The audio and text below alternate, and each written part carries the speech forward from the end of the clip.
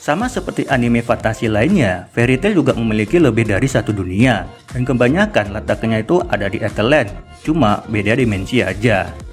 Namun daripada itu, ada juga dunia paralel yang mirip seperti bumi, di mana dunia tersebut bisa ditinggalin. Rasnya sama, pemandangannya 11-12, ya samalah, paling yang membedakan itu jumlah kekuatan sihirnya, di mana ada dunia yang jumlah sihirnya itu melimpah, ada juga yang biasa aja. Nah, maka dari itu sesuai requestan, kali ini aku akan membahas dunia apa aja yang ada di anime Fairy Tail. Nah, kencangkan kuota kalian karena kita akan langsung masuk ke pembahasannya.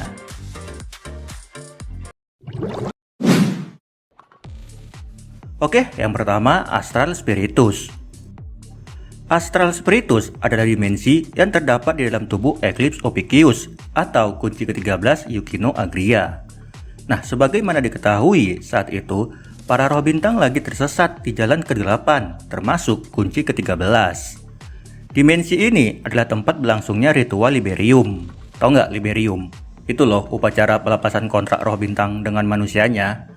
Nah, dimensi ini adalah ruang hampa yang dikelilingi oleh warna hijau yang gelap. Bagian luarnya terlihat seperti pulau yang terapung, dan juga ada ular gede yang melingkar di pulau tersebut. Terus bagian dalamnya, terlihat ada jam astronomi lengkap dengan simbol dan 12 pintu zodiak. Nah, BTW, pintu atau gerbangnya ini ada dimensinya lagi guys. Yep, kan pintunya tuh ada 12 ya, mewakili karakteristik 12 zodiak. Nah, maka dari itu, setiap pintu itu memiliki dimensi yang berbeda-beda. Misalkan nih, kalau kalian masuk ke pintu Taurus, kalian akan menemukan tempat seperti TV show gitu. Nah, kenapa? Ya, karena Taurus demen sama kuis-kuisan kayak begitu. Oh ya, rumor mengatakan sejak zaman dahulu banyak petualang yang mencari-cari pintu masuk ke Astral Spiritus ini. Namun pada akhirnya banyak dari mereka yang hilang tanpa jejak. Udah sih gitu aja. Kalau kalian penasaran ya, tonton aja start di episode 208. Beta Heaven. Nah, dunia satu ini tuh mungkin yang paling kalian kenal. Soalnya dunia ini munculnya itu pas di Fairy Tail misi 100 tahun, tepatnya episode 11. Yang saat itu Nasulah yang mampir ke dunia ini.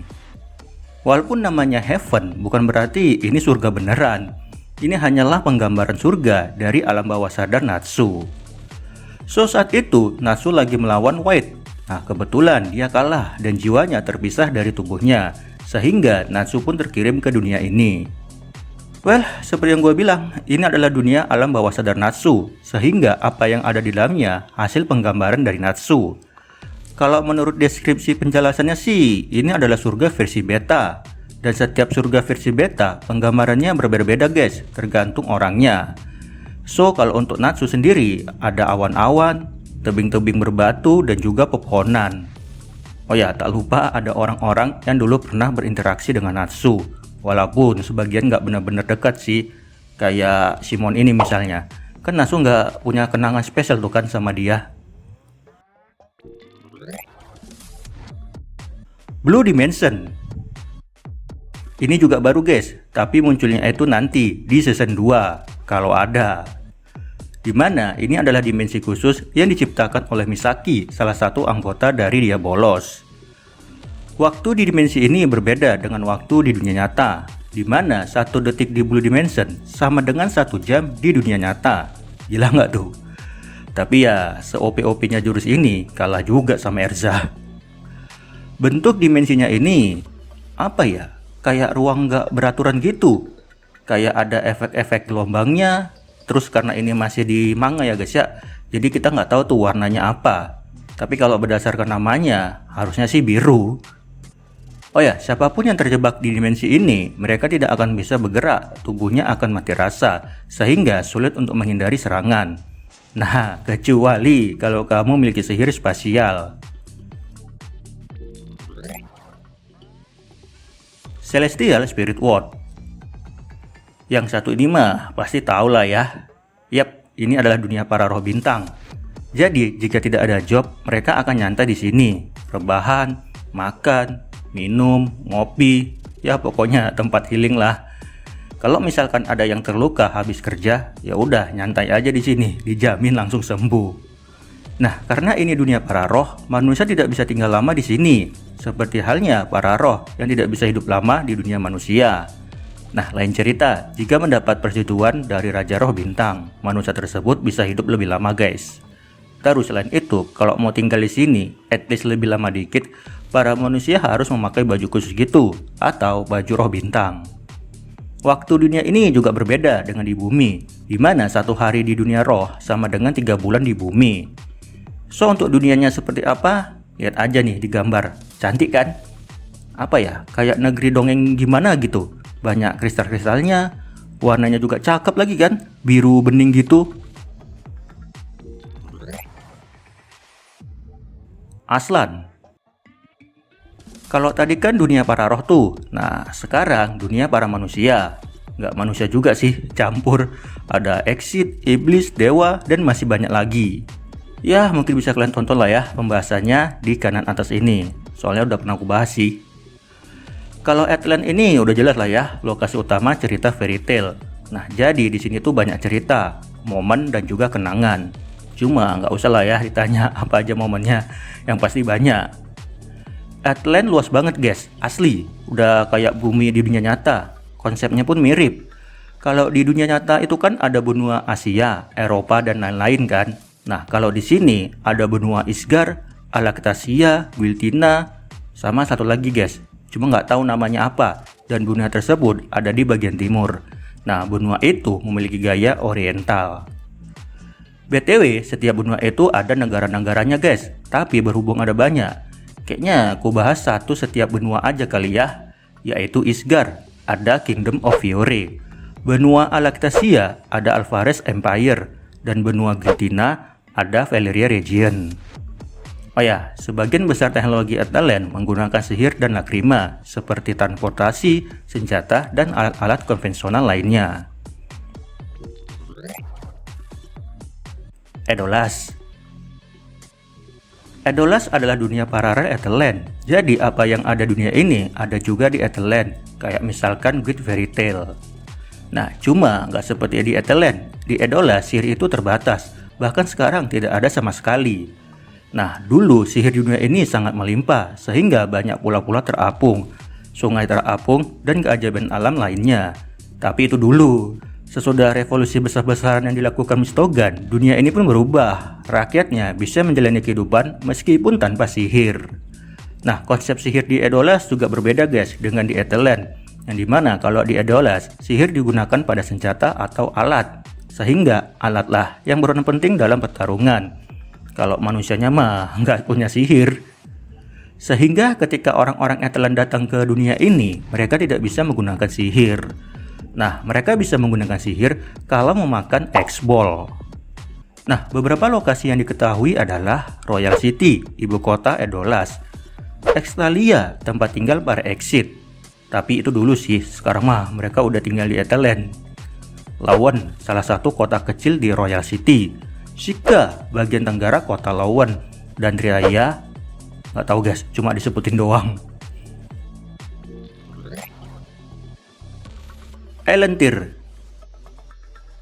Bagi kalian nih yang sudah nonton Fairy Tail 100 tahun, pasti tidak asing dengan dunia yang penuh sihir ini. Yap, dunia tempat tinggal Faris dan Toka ini adalah saksi mata kehebatan tim Natsu dalam menghadapi Phase versi KW. Beda dengan Atlant dan Edolas, sihir di Elentir ini sangat melimpah guys, bahkan saking melimpahnya sampai meluber-luber. Nih bisa kalian lihat penggambarannya yang dicontohkan Natsu.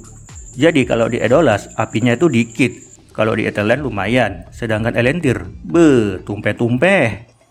Nah, untuk mengontrol sihir yang besar ini, muncullah sekelompok pendeta kuil, yang dimana mereka bertugas menetralkan dan menjaga Elentir selama turun-temurun. Dan salah satu anggotanya adalah Faris. So, muncul pertanyaan, dari mana sumber sihir itu berasal? Tadi udah ku notice sih, dari patung wajah yang bernama Altaphis, yang konsepnya itu mirip kayak Phase di Atlant. Nah, kalau bicara soal pemandangan, Elentir ini, indah loh guys. Banyak awan-awan yang bisa dinaikin, lautan yang luas, banyak gunung dan juga pulau-pulau, langit berwarna hijau, dan memiliki bulan yang tidak mengecil maupun membesar. Adapun beberapa lokasi yang diketahui adalah Black Moon Mountain, lokasi keberadaan Selene. Selen Temple, tempat tinggal Selen.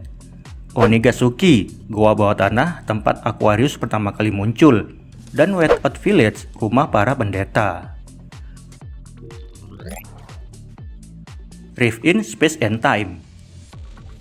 Kalau yang ini sih penjelasannya bikin pusing guys. Bukannya aku nggak tahu ya, bukan. Tapi deskripsinya itu loh, aduh. Udahlah bahasa Inggris gua pas-pasan, terus ketemu kata-kata yang gua nggak pahami.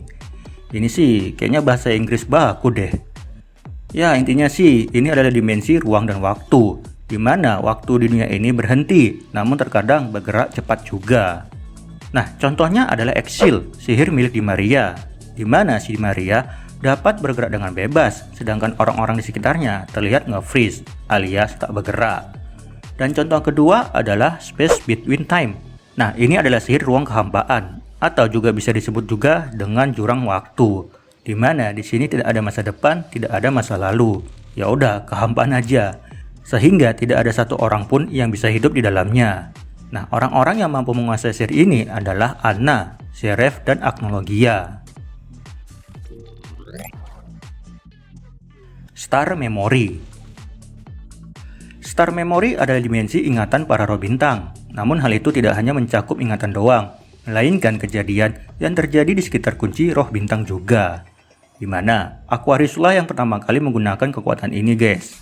Nah saat itu Aquarius memperlihatkan kebenaran mengenai Ibu Brandis kepada Lucy dan juga Brandis. Dimensi ini terlihat seperti luar angkasa, lengkap dengan bintang-bintang dan juga asteroidnya. Selain itu, orang yang terbawa ke dimensi ini terlihat berubah ke wujud putri duyung, ngikutin roh bintangnya guys. Jadi kalau suatu saat nanti ya Sagittarius yang melakukannya, mungkin ya Lucy bakalan jadi kuda. Ultimate Magic Word. Ini adalah dunia impian dari Guild Grimoire Heart. Nah, diketahui mereka bertujuan untuk menghapus manusia yang tak memiliki sihir dan menciptakan dunia yang hanya untuk penyihir. Jadi orang-orang yang lemah siap-siap aja lah bakalan disingkirkan. Awal mula tujuan ini tercetus adalah karena sosok bapak-bapak Hades satu ini guys. Karena terobsesi dengan sihir hitam, ia pun berkeinginan untuk membangun dunia sihir tak terbatas. Nah, salah satu caranya adalah menghidupkan Zeref yang kebetulan ada di Pulau Dendro. Namun apes, rencananya itu gagal karena bapak Hades satu ini kalah gelut sama tim Natsu. Terus udah gitu mati pula lagi di tangan Zeref. Word of Nil. Word of Nil adalah dimensi kosong yang tercipta dari sihir darkness miliknya Zero, yang dimana ketika diaktifkan akan ada banyak hantu-hantu bermunculan dan akan menyeret targetnya ke dunia kekosongan. Nah, orang yang terbawa ke dunia kekosongan ini akan kehilangan tenaganya, sehingga jiwa, ingatan dan keberadaan mereka akan terhapus. Namun sayang, hal itu tidak berlaku untuk Natsu. Nggak sampai semenit, Natsunya berhasil keluar dari dimensi tersebut.